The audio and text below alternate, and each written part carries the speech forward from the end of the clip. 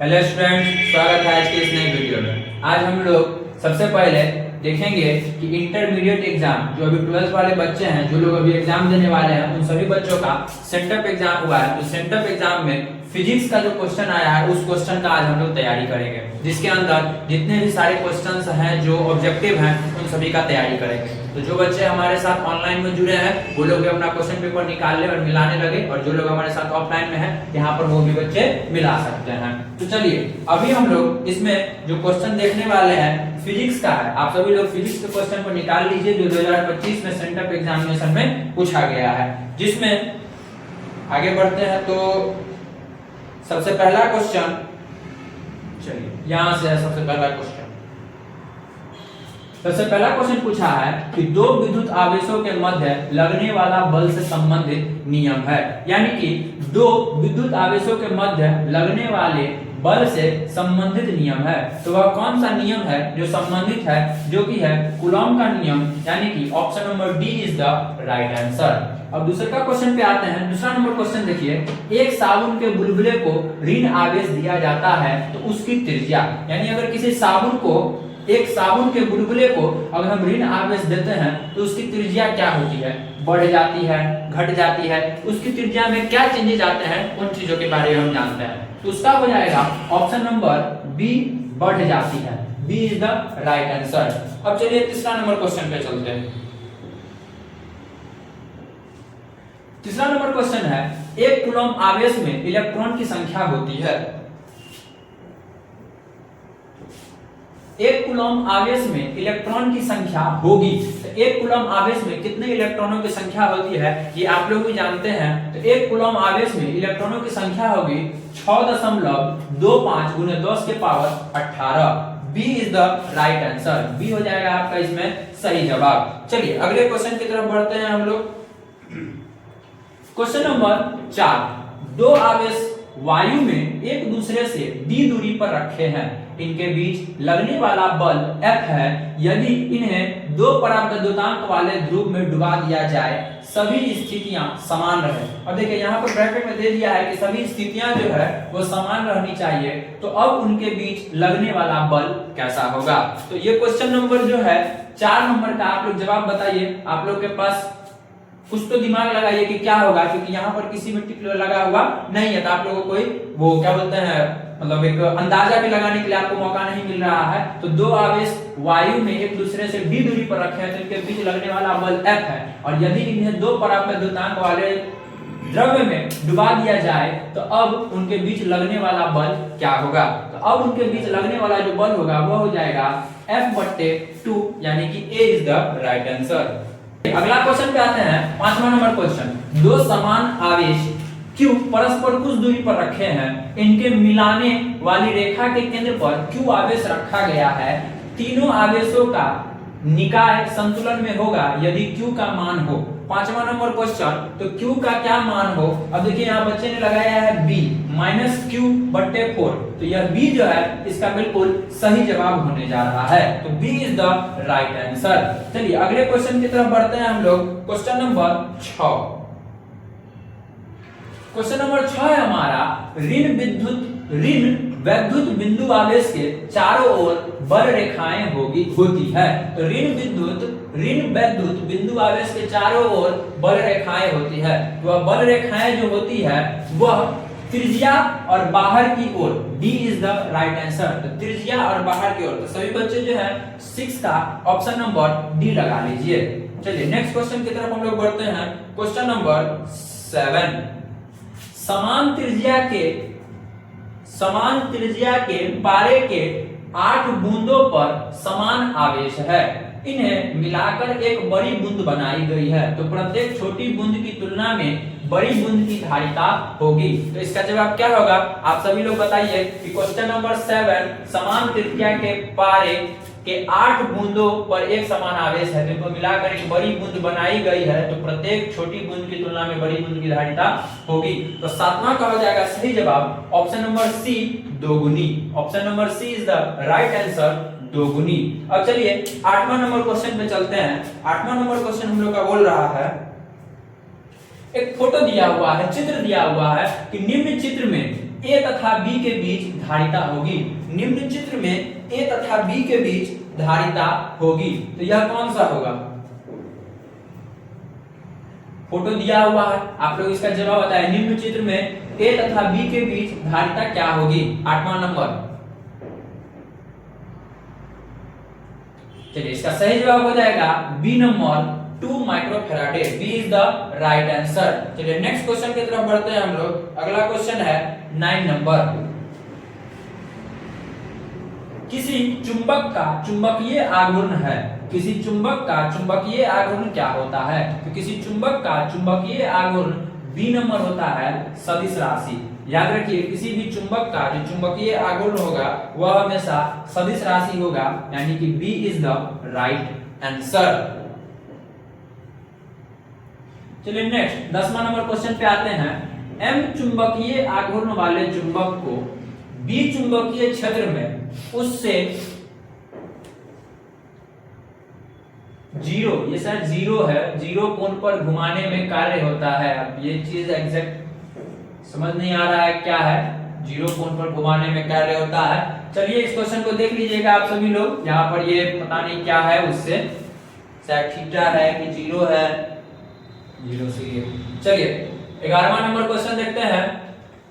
निम्नलिखित में से कौन विद्युतीय चुंबकीय तरंग विद्युत चुंबकीय तरंग नहीं है? निम्नलिखित में से कौन विद्युत चुंबकीय तरंग नहीं है? तो 11 का हो जाएगा आप सभी लोगों को सी नंबर, सी यानी कि ध्वनि तरंग। निम्नलिखित में जो विद्युत चुंबकीय तरंग नहीं है, यहाँ पर देखिए बात हो रहा है नहीं का, ये नहीं बोल दे रहा है कि विद्युत चुंबकीय तरंग है। अगर जब हमसे क्वेश्चन यह बोलेगा कि विद्युत चुंबकीय तरंग है तो हम अपना आंसर चेंज करेंगे, लेकिन यहाँ पर बोल रहा है कि विद्युत चुंबकीय तरंग नहीं है, तो जब नहीं है का बात आएगा तो वहां पर हम लोग यूज करेंगे ध्वनि तरंग का।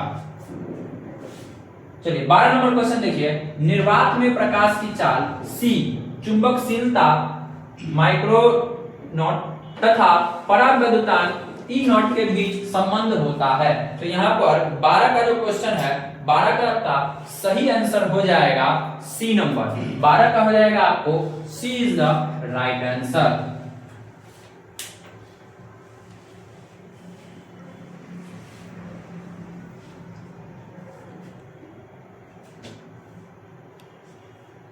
चलिए 13 नंबर क्वेश्चन पर आते हैं। जब प्रकाश कांच में प्रवेश करती है तो उसका तरंग दैर्ध्य, जब प्रकाश कांच में प्रवेश करती है तो उसका तरंग दैर्ध्य घटता है, बढ़ता है, अपवर्तित रहता है या इनमें से कोई नहीं। तो अब इसमें आप लोग जवाब बताइए कि क्या हो जाएगा। जब प्रकाश कांच में प्रवेश करता है तो उसका तरंग दैर्ध्य, तो ये चीज नॉर्मल उतना ज्यादा कुछ भारी नहीं है। इसमें आप लोग अपना दिमाग लगा सकते हैं कि जब कोई कांच है और प्रकाश जब नॉर्मल वायु में घूम रहा है और कांच में प्रवेश करेगा तो उसका तरंग दैर्ध्य घट जाएगा, उसका जो तरंग दैर्ध्य है वो घट जाएगा। इस चीज को आप सभी लोग याद रखिएगा। नेक्स्ट क्वेश्चन है 2 डायोप्टर एवं -3.5 डायोप्टर के दो लेंस संपर्क में रखे गए हैं, संयोग की क्षमता होगी। एक डायोप्टर, -1.5 डायोप्टर, 2 डायोप्टर या -3.5 डायोप्टर। ये क्या होगा इसका सही जवाब? ये चीज देखिए, तो यहाँ पे हो जाएगा आपको इसका सही जवाब B number -1.5 dioptre. B is the right answer. चलिए अगले क्वेश्चन की तरफ बढ़ते हैं। Question number 15। समान समायोजन में खगोलीय दूरबीन की लंबाई होती है। समान समायोजन में खगोलीय दूरबीन की लंबाई होती है 15 नंबर, जिसका जवाब हो जाएगा आपको D, option A B C D, जिसका सही आंसर हो जाएगा इसमें D number is the right answer. 16 number question देखिए। विभिन्न तलों में कॉर्निया के त्रिज्या से जो दृष्टि दोष होता है उसे कहते हैं, यानी अगर कॉर्निया के त्रिज्या से घटने या बढ़ने से अगर कोई दृष्टि दोष होता है तो उस चीज को हम लोग क्या बोलते हैं? तो यहाँ पर देख लीजिए, निकट दृष्टि, दीर्घ दृष्टि, अबिंदुकता या जरा दृष्टि दोष, ये 4 प्रकार के दोष होते हैं। तो इसमें बताइए कौन सा हो जाएगा 16 का सही जवाब? तो यहाँ पर हो जाएगा कि अगर कॉर्निया के त्रिज्या से दृष्टि दोष होता है उसे हम लोग बोलते हैं अबिंदुकता, उसको हम लोग बोलते हैं अबिंदुकता। चलिए अब 17 नंबर क्वेश्चन देखते हैं। 17 नंबर क्वेश्चन है तरंग दैर्ध्य के बढ़ने के साथ अपवर्तनांक का मान, यानी अगर तरंग दैर्ध्य के बढ़ने के साथ अपवर्तनांक का मान क्या होगा, बढ़ेगा, घटेगा या फिर वैसा का वैसा ही रहेगा, क्या चीज होता है। तो इसमें आपको सही जवाब हो जाएगा कि अगर तरंग दैर्ध्य बढ़ता है तो उसका अपवर्तनांक का मान घटता है, यानी बी हो जाएगा यहाँ पर इसका सही जवाब। अब चलिए क्वेश्चन नंबर आते हैं हम लोग 18 पर। सभी बच्चे जो है सो ध्यान दें और जितने भी आपका सही कितना हुआ है कितना गलत हो रहा है सही बच्चे टिक लगा लें और सामने में क्वेश्चन रखें आप लोग कि क्या कितना आप लोग सही बना रहे हैं नहीं बना रहे हैं, क्या चीज कर रहे हैं, और इसी लेवल का अंदाजा आप लोग लगा के रखें कि आपके बोर्ड एग्जाम में भी इसी लेवल के क्वेश्चन सब आएंगे। तो जितने भी आपके जानने वाले हैं उनको आप ये वीडियो भेजिए ताकि वो लोग भी मिलाएं और उनको भी पता चले कि कितना उन लोगों का यह आंसर सही हुआ है। तो चलिए अगला क्वेश्चन पे हम लोग बढ़ते हैं। अगला क्वेश्चन है हमारा, इंद्रधनुष का निर्माण किस कारण से होता है। क्वेश्चन नंबर 18, इंद्रधनुष का निर्माण किस कारण से होता है। तो वह जो होता है वर्ण विक्षेपण से होता है। इंद्रधनुष का निर्माण किस कारण से होता है, तो वह वर्ण विक्षेपण से होता है, यानी option number C is the right answer. प्रकाश के तरंग सिद्धांत में 19 नंबर क्वेश्चन देखते हैं। 19 नंबर, प्रकाश के तरंग सिद्धांत में किसकी व्याख्या नहीं होती है। तो जिसकी व्याख्या नहीं होती है वह है प्रकाश विद्युत उत्सर्जन, यानी कि सी इज द राइट आंसर। चलिए अगले क्वेश्चन की तरफ हम लोग बढ़ते हैं। Question number 20। 20वां क्वेश्चन पे आते हैं। व्यतिकरण करते दो प्रकाश तरंगों की तीव्रताएं 9:4 के अनुपात में है। अधिकतम एवं न्यूनतम तीव्रताएं का अनुपात है, जिसमें यहाँ पर अनुपात पूछा जा रहा है न्यूनतम एवं अधिकतम। तो 20 का हो जाएगा, हमको न्यूनतम हो जाएगा 1 और अधिकतम हो जाएगा हमारा 25, यानी A is the right answer. 25 का हो जाएगा A, सॉरी 20 का हो जाएगा A। अब हम लोग चलते हैं 21 नंबर क्वेश्चन पर। निम्नलिखित में कौन सबसे उत्तम एक वर्ण प्रकाश का स्रोत है। तो निम्नलिखित में कौन सबसे उत्तम एक वर्ण प्रकाश का स्रोत है, जिसका सही जवाब हो जाएगा हमारा laser. D is the right answer. अब 22वां नंबर क्वेश्चन पे आते हैं। आज कोशिश करेंगे आप लोग को ज्यादा क्वेश्चन पे नहीं प्रेशर देने का। आज आप लोग 70, देखिए अभी आप लोग को जो फिजिक्स है 12th में जो फिजिक्स का एग्जाम होता है, इस एग्जाम के अंदर आपको टोटल ऑब्जेक्टिव की संख्या 70 रहती है। 70 ऑब्जेक्टिव्स पूछे जाते हैं, जिन 70 ऑब्जेक्टिव में आपको बनाना रहता है टोटल 35 ऑब्जेक्टिव बनाना रहता है। आप लोग 10th का एग्जाम दिए होंगे या और भी बहुत सारे एग्जाम दिए होंगे, जिस एग्जाम में क्वेश्चन यानी ऑब्जेक्टिव क्वेश्चन की संख्या जो रहती है वो 100 रहता है। यहाँ भी आप अगर हिंदी और इंग्लिश का, इंटर में भी अगर आप हिंदी और इंग्लिश का एग्जाम दीजिएगा तो आपको 100 नंबर का रहेगा।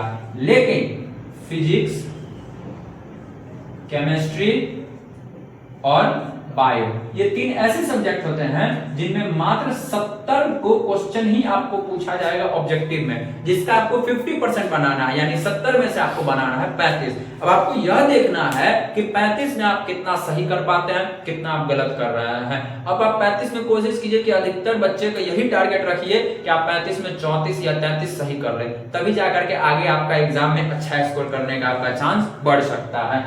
तो आज जो है पूरा का पूरा हम 70 नहीं बताएंगे, यानी बनाना आपको 35 ही है। तो आज हम आपको 35 बताएंगे, यानी क्वेश्चन नंबर 1 से लेकर के क्वेश्चन नंबर 35 तक इस वीडियो में आपको बताया जाएगा। उसके बाद क्वेश्चन नंबर 36 से लेकर के क्वेश्चन नंबर 17 तक के लिए नेक्स्ट वीडियो आएगा। ऐसा नहीं है कि एक साथ नहीं बना सकते थे, लेकिन ठीक है अभी कुछ साधन की कमियां रहती है, जिस कारण से अभी आपको 35 क्वेश्चन बताया जाएगा। फिर धीरे धीरे करके ऐसा कोशिश करेंगे कि एक वीडियो में आपको पूरा सेट यानी 1 से लेकर के 70 तक पूरा क्वेश्चन बताने का हम कोशिश करेंगे।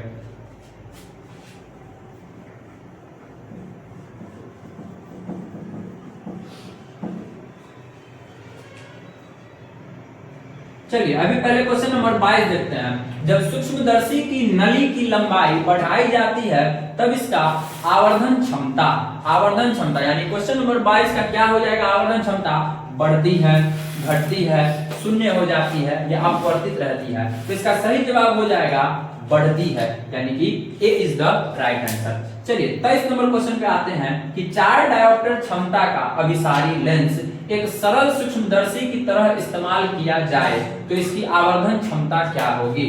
4 डायोप्टर क्षमता का अभिसारी लेंस एक सरल सूक्ष्मदर्शी की तरह इस्तेमाल किया जाए तो इसकी आवर्धन क्षमता क्या होगी। तो इसका हो जाएगा आपको सही आंसर 2, यानी कि option number C right answer.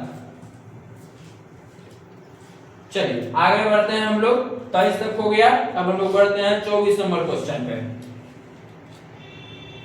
24 number question कहता है छोटे आपतन कोण के लिए माइक्रो अपवर्तनांक वाले पतले प्रिज्म का न्यूनतम विचलन कोण होता है। तो 24 का हो जाएगा आपको सही answer B number, B is the right answer. चलिए 25 नंबर क्वेश्चन पे आते हैं। जब श्वेत प्रकाश किसी प्रिज्म से गुजरता है तब सबसे अधिक विचलन किस अवयव का होता है। जब श्वेत प्रकाश किसी प्रिज्म से गुजरता है तब सबसे अधिक विचलन किस अवयव का होता है। ये तो आप लोग भी थोड़ा सा दिमाग लगाइए कि अगर प्रिज्म से गुजरता है तो विचलन मतलब यहाँ पूछ रहा है कि अधिक विचलन और सबसे अधिक किसका होगा, लाल का होगा, नीला का होगा, बैंगनी का होगा, या इनमें से सभी अवयव समान रूप से विचलित होंगे। ये तो थोड़ा सा आपको अपना दिमाग लगाने के लिए भी है, आप लोग भी बता सकते हैं। हम लोग जब बनाते हैं इस चीज को तो हम लोग याद करते हैं विबग्योर से।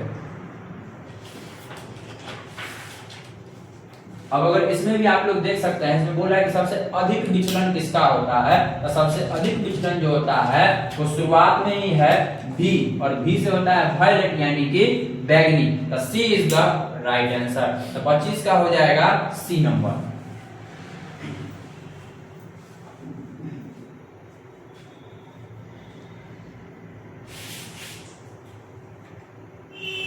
चलिए 26 नंबर क्वेश्चन देखिए, पतले फिल्म के रंग का कारण है।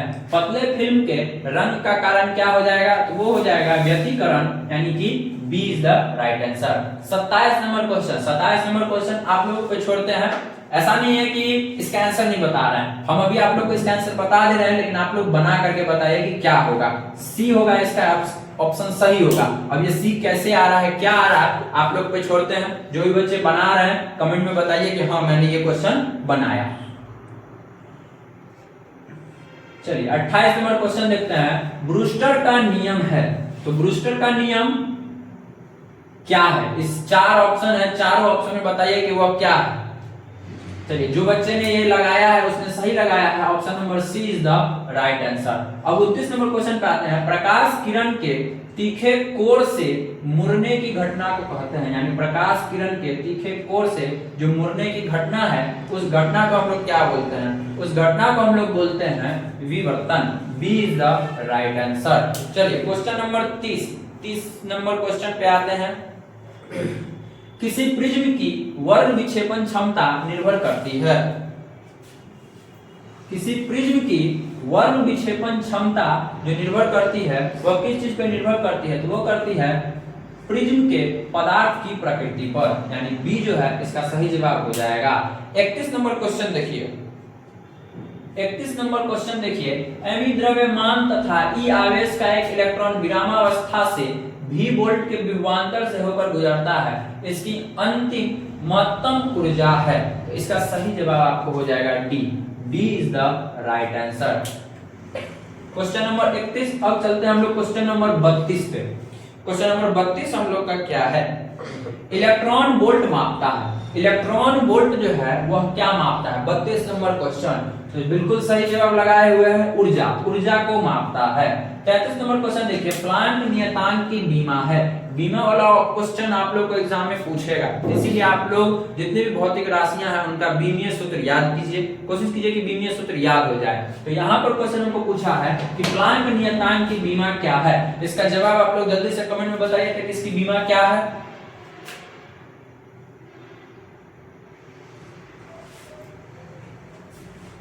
चलिए इसका ऑप्शन नंबर ए हो जाएगा सही answer, A is the right answer. अब चलिए 34 नंबर क्वेश्चन की तरफ बढ़ते हैं।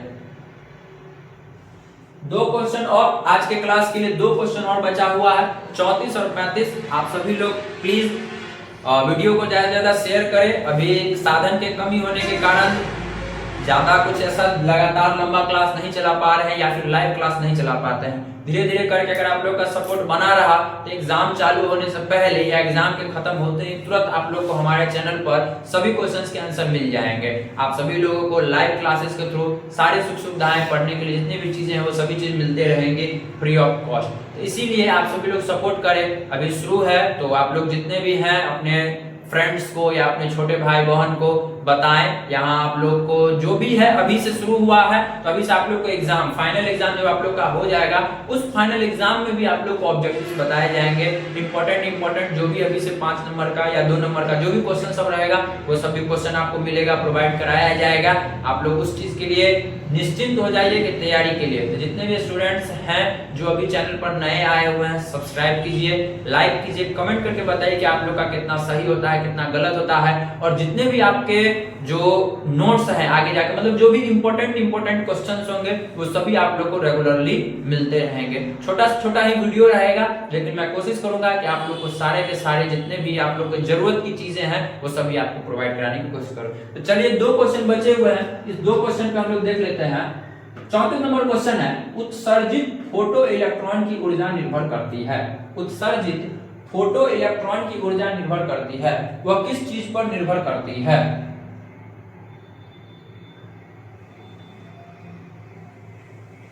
वह निर्भर करेगी आपको प्रकाश की तरंगदैर्ध्य पे, यानी B is the right answer. Last 35 number question अभी देख रहे हैं हम लोग। कैथोड किरणें हैं, कैथोड किरणें विद्युत चुंबकीय किरणें हैं या धन आविष्ट कण है या अनाविष्ट कण है या ऋण आविष्ट कण है। तो 35 नंबर जो क्वेश्चन है इसका सही जवाब हो जाएगा हमारा ऋण आविष्ट कण, यानी कि B is the right answer. Sorry B बोल दिया, D is the right answer. 35 का हो जाएगा सही जवाब डी नंबर। तो चलिए आज इस 35 क्वेश्चंस को हम लोग पूरा कर लिए हैं। अब जितने भी बच्चे हैं वो सभी इस वीडियो को ज्यादा ज्यादा शेयर करें। जो कोई भी हैं जो अभी तक इस 35 क्वेश्चन में आपका कितना सही हुआ है वो बताएं, और फिर 35 क्वेश्चन के बाद बाकी जो 36 से लेकर के 70 तक बताएंगे कल, उसमें भी आप लोग ओवरऑल करके बताइएगा कि आप लोग का कितना सही हुआ है। आज के लिए इतना, तब तक के लिए जय हिंद।